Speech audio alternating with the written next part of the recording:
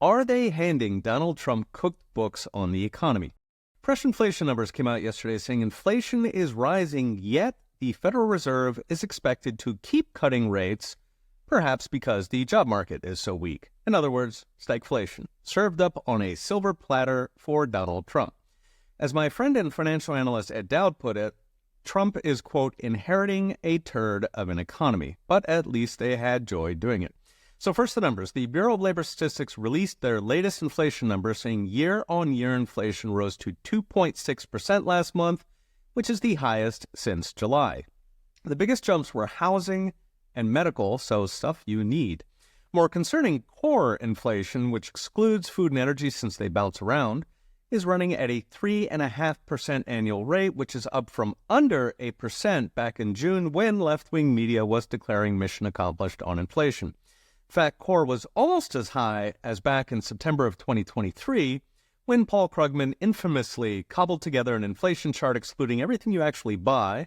So it was literally CPI, X food, X energy, X housing, and X used cars, and then concluded, quote, the war on inflation is over, we won.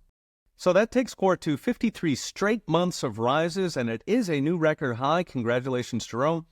Now, what made yesterday's inflation jump interesting is the odds of a Fed rate cut actually increased on the jump, going from 60% chance in December to an 80% chance of a cut.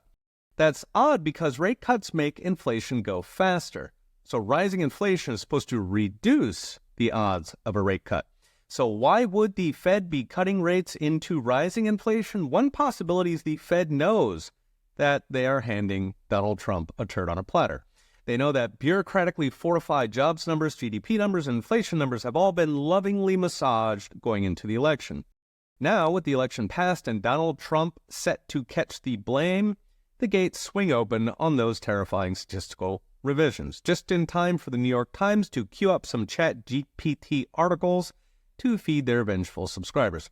Indeed, for a while now, the Fed has seemed deeply skeptical of the Joe Biden miracle. Back in June, Powell unsettled markets, saying the jobs data, quote, may be a bit overstated.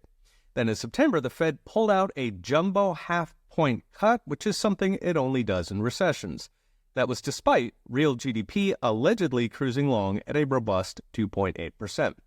Interestingly enough, pre-election, my esteemed colleague Richard Stern built a model using inflation, real GDP, and a cycle dummy to predict who would win.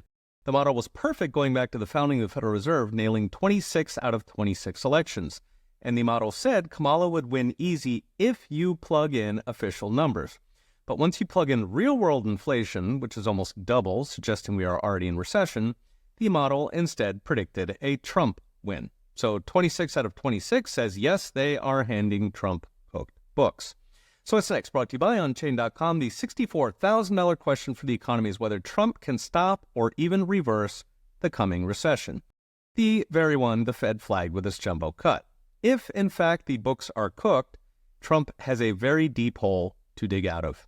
Okay, we'll be watching. See you next time.